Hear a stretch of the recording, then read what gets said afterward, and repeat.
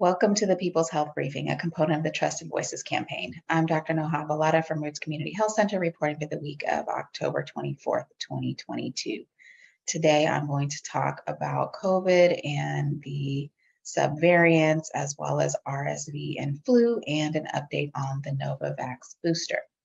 As health professionals rooted in Oakland, serving some of the people most vulnerable to getting and suffering from COVID-19, we're here to cut through the noise to give you information you can use to make choices that will keep you, your loved ones, and your community as safe as possible.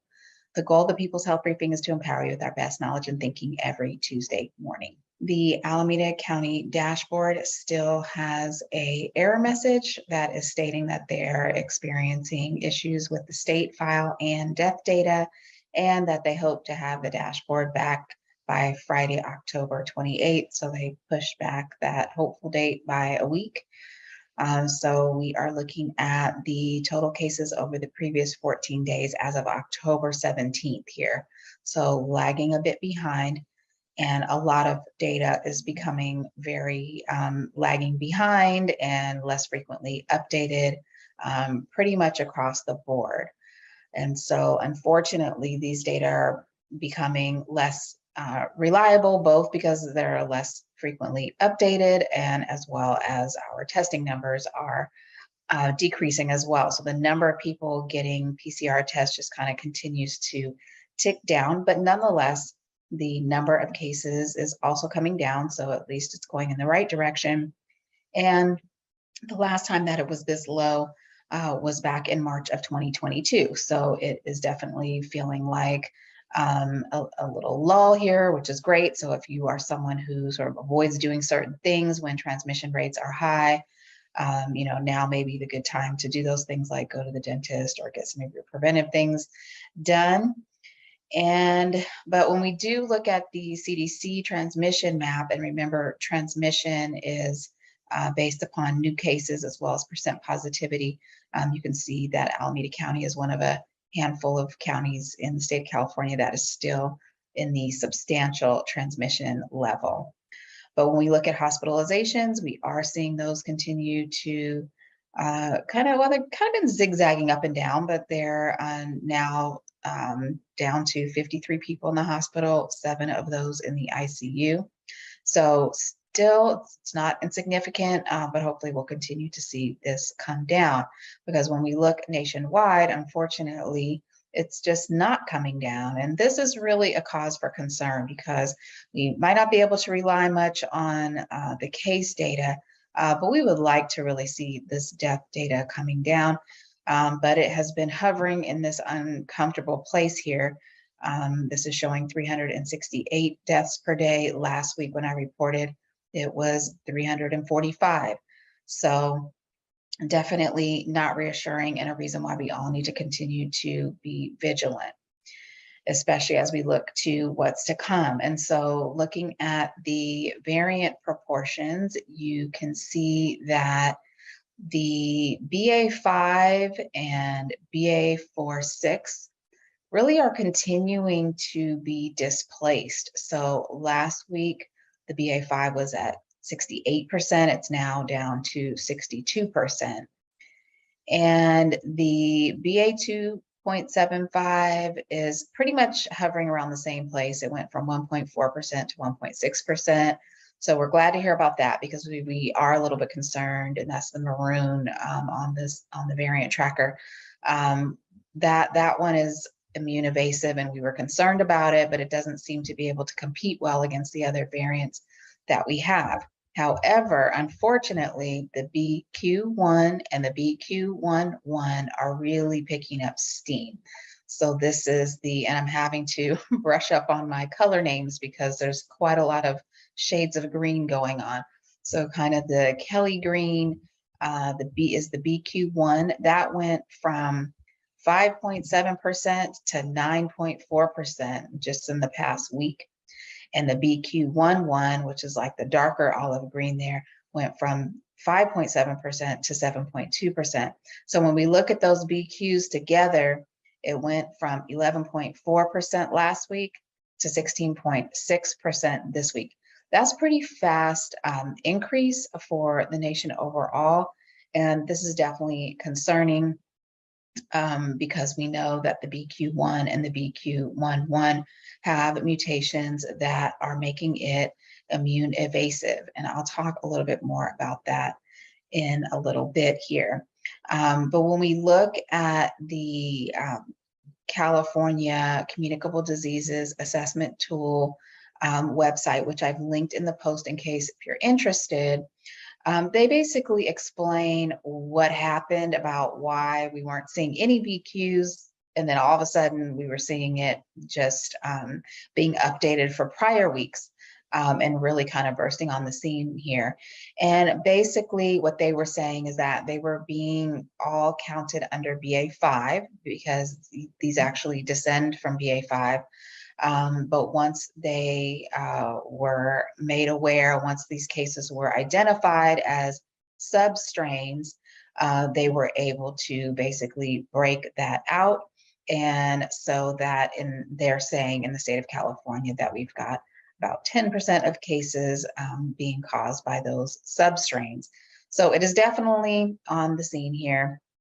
And these are sort of the most immune evasive variants around, with the exception of the XBB, which I talked about in a little bit of detail last week.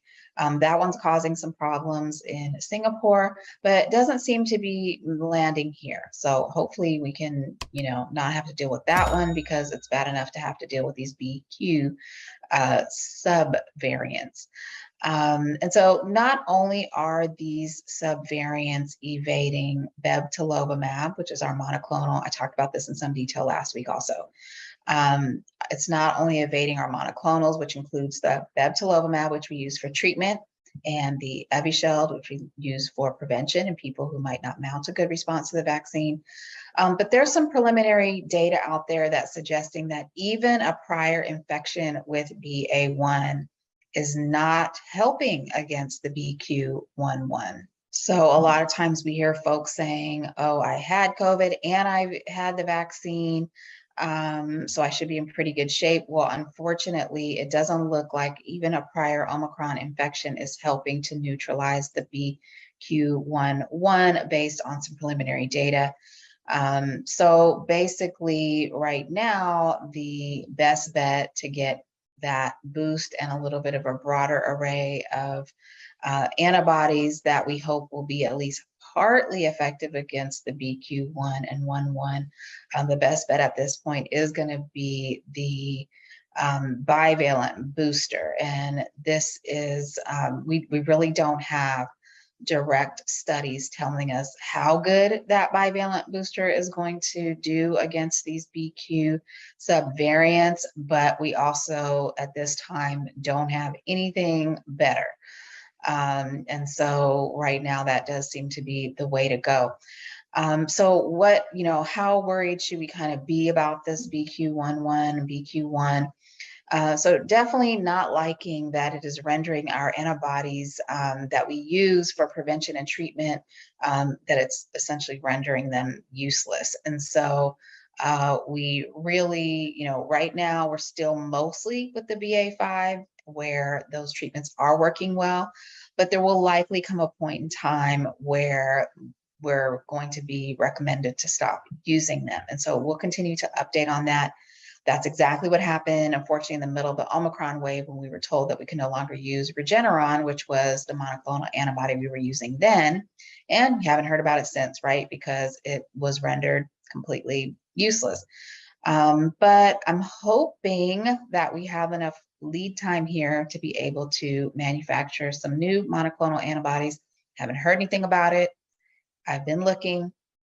I will continue to look, because that type of treatment, passive immunity, it's a really important tool in our armamentarium, because we can give it to people who aren't able to mount a response themselves.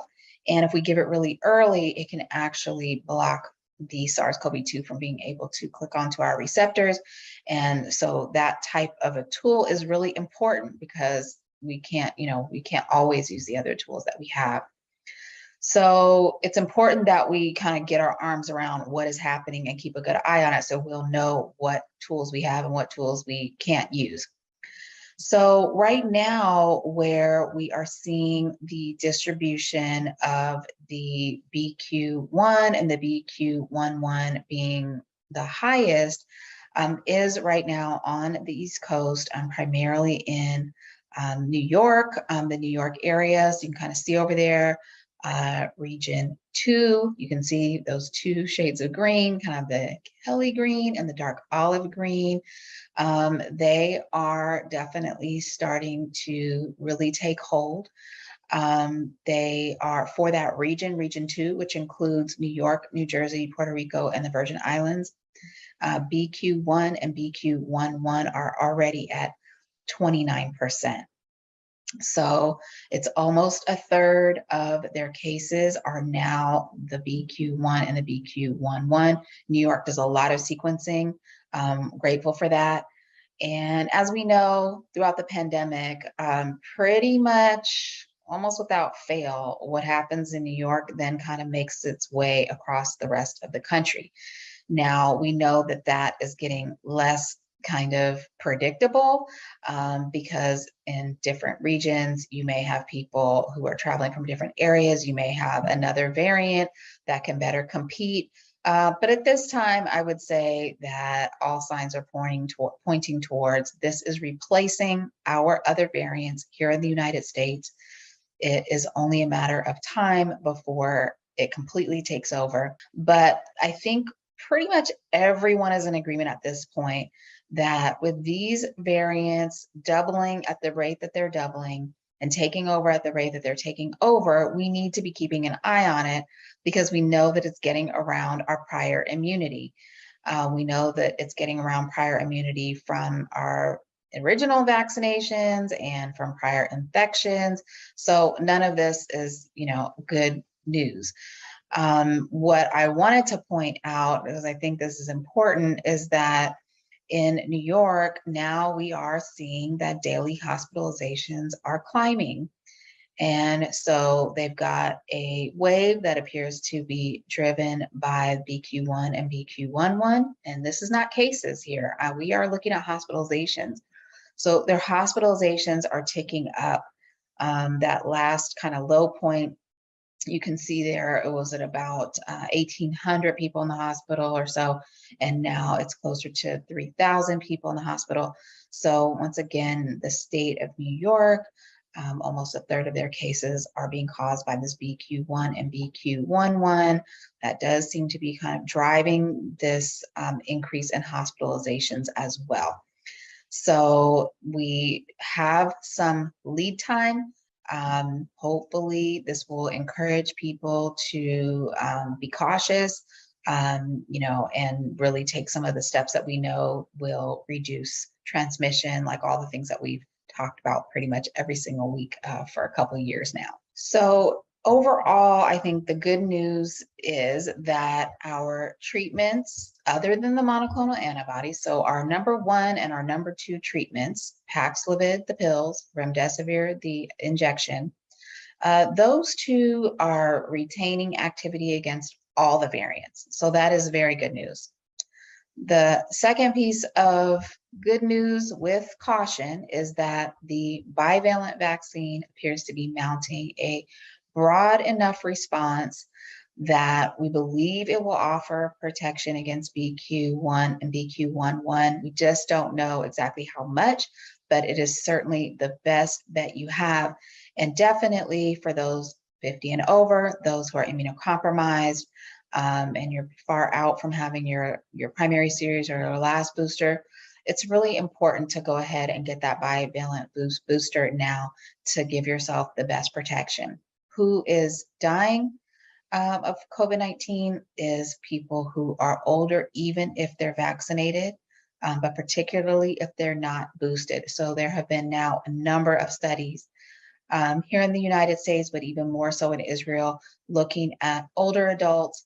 And there's no question about the added protection that that bivalent booster is offering. So that is really the way to go. If we all know people who are just like, feeling done and feeling like they don't want to do another booster right now. And I absolutely get it. But with what we are seeing on the horizon, with the amount of evasiveness of these new variants, I do think that it's important that we reach those folks and let them know, there's really not much downside, but there could be a potentially life-saving upside to getting that bivalent booster. And then really just cannot emphasize enough how important it is to have a treatment plan so that you can get treated in case you turn positive. Because even with the BQ.1 and the BQ.1.1, both the Paxlovid and the remdesivir are still working, which is what we expect and what we expected, because those medications, they don't rely on, targeting the spike or anything like that. And so all these mutations that are currently happening that are giving rise to these variants, they're getting around our antibodies, are the ones that we create if we catch COVID and the ones that we get if we receive monoclonal antibodies, but they're not bothering the effectiveness of the main treatments that we have. So once again, protecting yourself from hospitalization and death means vaccination, bivalent booster, treatment, having a treatment plan, and of course, avoiding catching it in the first place. That is super important. So wearing a mask, avoiding crowded indoor environments, and so on. And so what I sort of wanted to talk about a little bit is, knowing all that, we've got, we do have tools, and we know for the most part how we can prevent most hospitalizations and deaths. Should we be worried about our hospitals getting overwhelmed again, like we have had happen now on more than one occasion, unfortunately, through this pandemic? Is that a worry? Are we out of the woods with that? What should we be concerned about this? And I think, unfortunately, the case remains that we are still in a pandemic. We can't predict how big our waves are going to be. That's one of the defining factors of calling it a pandemic still. With the flu, pretty much year after year, we're able to predict. We know more or less how it's going to affect us. And if anything, we sometimes think it's going to be worse than it is. We're rarely caught completely off guard with something like the flu. But with SARS-CoV-2 pandemic, we're still in a pandemic. We cannot predict when the winter surge is going to come, although I think we're getting better at more or less knowing around when it's going to happen. This is definitely has a seasonal aspect to it, but how big is it going to be? We don't know. So that's number one, is that we don't know. Hospital capacity is something that it's not only about COVID. We've got other things that send people to the hospital. So I'm going to talk briefly about RSV, which is respiratory syncytial virus. This is a respiratory virus that it's not new. We've known about it for a long time. We get, waves of it every year.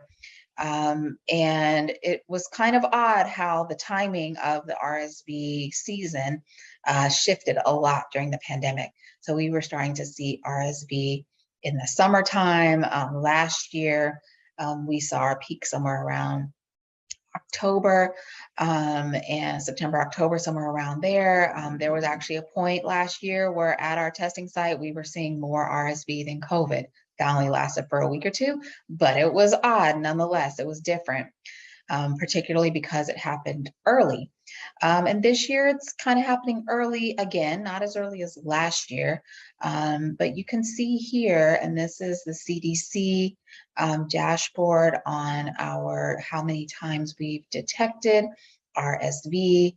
And those two different lines has to do with the whether it was a PCR or an antigen test. But basically, you can see that line just going straight up. And so the main reason why I wanted to bring this up is for a couple of things. One is to say that there are already a couple of places in the United States, definitely in Seattle, where the pediatric beds are being exceeded. They're full. This is pretty concerning here in October to be having hospitals actually filling up with little ones who need treatment for respiratory issues and hospitals having a hard time accommodating all of them. Now, granted that pediatric units tend to be a lot smaller than adult, so they don't have as much flexibility, for when they start to hit capacity. Looking at other hospitals around in the area, they're all going to sort of have less beds in general than what we would see on the adult side. But this is really frightening because we don't want any child to have to go without treatment, certainly, or not be able to be admitted to the hospital when they are suffering with a respiratory infection that is, causing respiratory distress and where they really need to be hospitalized. So this is a concerning phenomenon. We don't quite totally understand why this season has shifted a little bit. It could have to do with, some of the masking behavior and things like that, but also viruses kind of do have their own rhythms. We don't always know why things are happening. But what we don't want to see is that this continues to head in this direction, and then we get the COVID kind of superimposed upon that. And unfortunately, we still are seeing COVID infections in children, and some of them are taking those children to the hospital, in particular because we have really, really low vaccination rates for kids against COVID. And that's pretty unfortunate.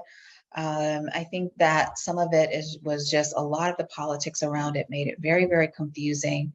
But we've lost over 1,500 children to COVID, and we don't need to lose one more. And the vaccines are protecting against those more severe outcomes, even in children. So that's RSV.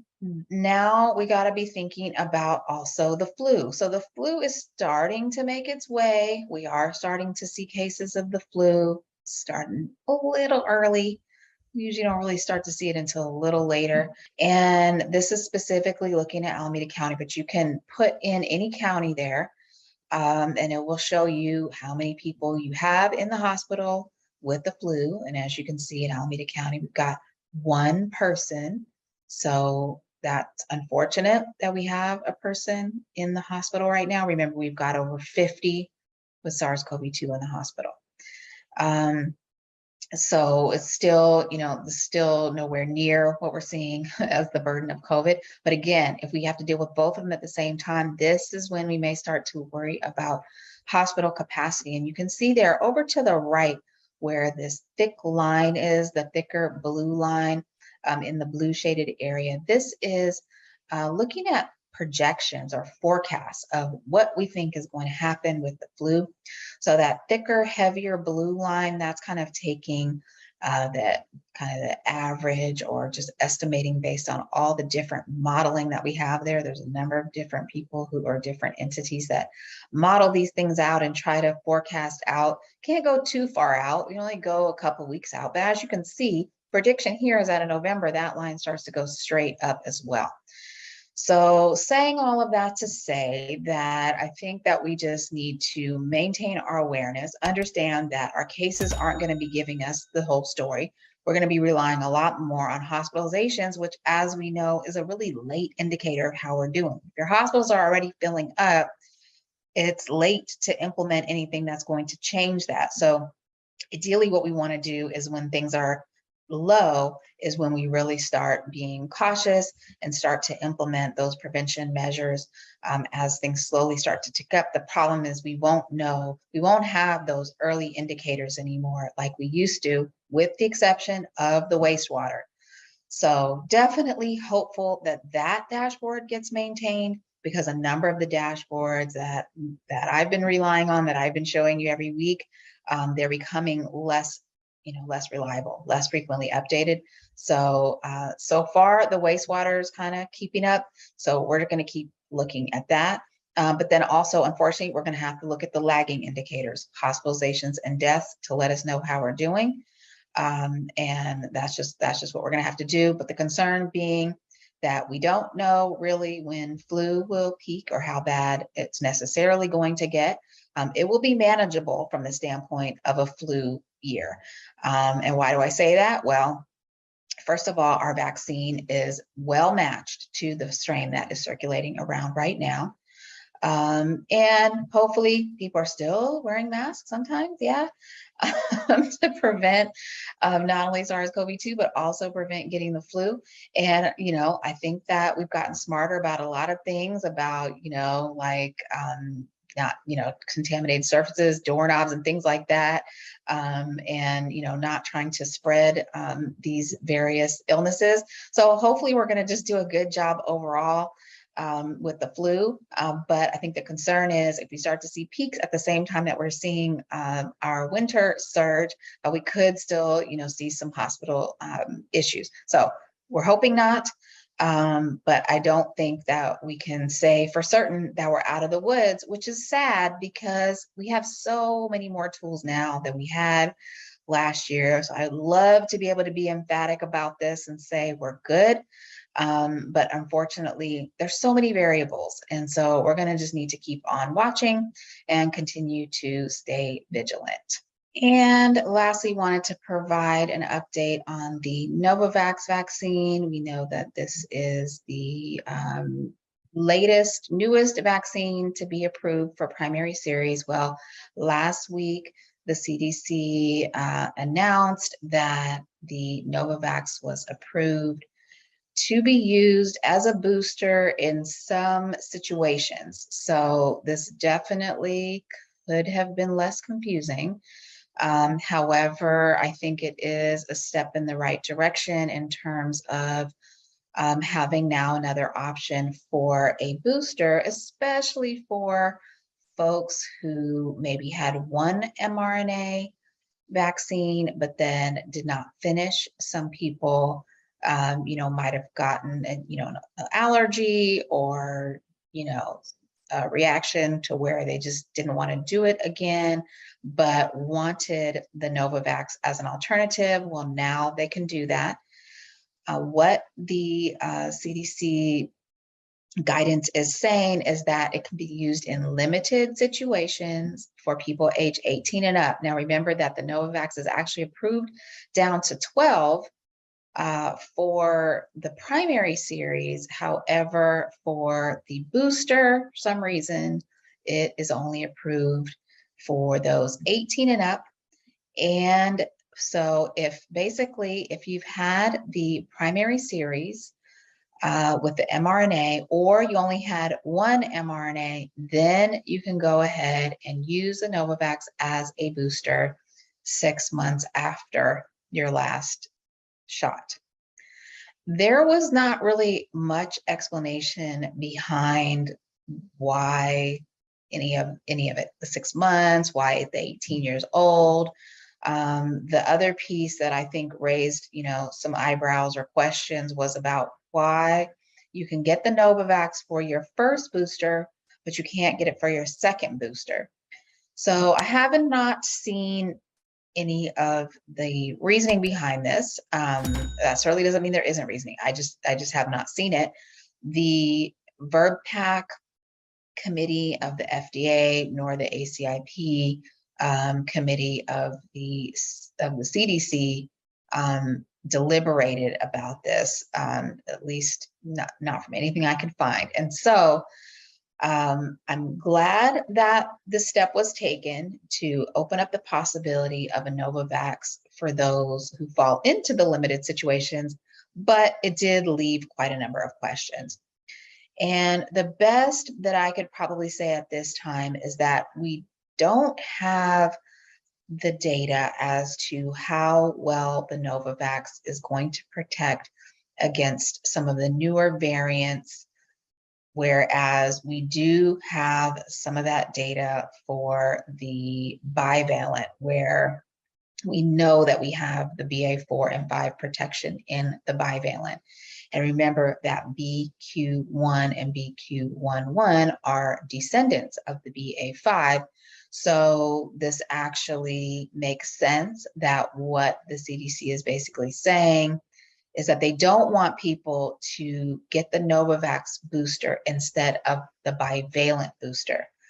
And so I I can't get in people's mind, and they did not share the reasoning. And this is unfortunate because it's just leaving too many questions, and we just don't need questions. We need answers. However, I think that that is a reasonable thought, is that the reason being is because we really would rather encourage people to get the bivalent booster, because we know it has the BA.5 and 4 coverage, where with the Novavax, we really just aren't sure yet. Hopefully, we're going to have more data soon. Even better, hopefully we'll have a bivalent Novavax booster. We know that they were working on one. They announced that back in the spring. Haven't heard much since then, but it will be nice when we can have also a bivalent Novavax booster to choose. However, we don't have any ETA on that, and I would not be waiting for that. And given everything that I've just laid out regarding the BQ.1 and BQ.1.1, and the fact that it will likely drive our next surge, I would say best bet is to get that bivalent booster. Now, if you are not boosted at all, then you can certainly get the Novavax or the mRNA. The way that the wording is that it's for people who are not able or not willing to get the mRNA as their booster, and so therefore they wouldn't get a booster unless they could get the Novavax. So it's, some fuzzy language in there, which, may not be a bad thing. It may just mean that it's opened the door so that this is an alternative, and hopefully there will just be more of that to come. For now, we know that the bivalent booster is approved down to 5 years old. So if it's been more than 2 months since the last injection or since catching COVID, then now would be a great time as we head into the unknowns and into a likely increase of transmission coming in the coming weeks to months. And when it comes to our protection against COVID and all of its fallout, remember the layers. It does take layers of protection. So we want vaccination and booster, ventilation and filtration, masking, and also having a test and treatment plan. Please make sure you have that conversation with your physician. What's going to happen if you catch COVID, especially as we're dealing with these new variants, and especially because we do have treatments that will actually work against these variants. And of course, if you have symptoms, if you're not feeling well, even if your COVID test is negative, just stay home if you can. Definitely wear a high filtration mask if you're not feeling very well. That is polite. It's what we call source control. If you can wear an N95 or at least a KN95 if you're not well and you really have to go out and about, I'd rather if you rest. That's how you're going to get better faster. But if you have to go around other people, source control, wear a mask. And of course, last but not least, we're going to go ahead and, wash our hands, not touch our face, disinfect, sanitize, and all those things as normal. Because, that's how we usually spread around a lot of different contagious things, not just COVID. And in the meantime, just please stay safe, get a good night's sleep, manage your stress levels, get some good exercise, consider a multivitamin supplement and additional vitamin D supplementation. And please, if you have any questions, comments, or feedback, please email them to admin@rootsclinic.org. Thank you so much for joining us. We look forward to seeing you again next Tuesday at 10 a.m. See you then.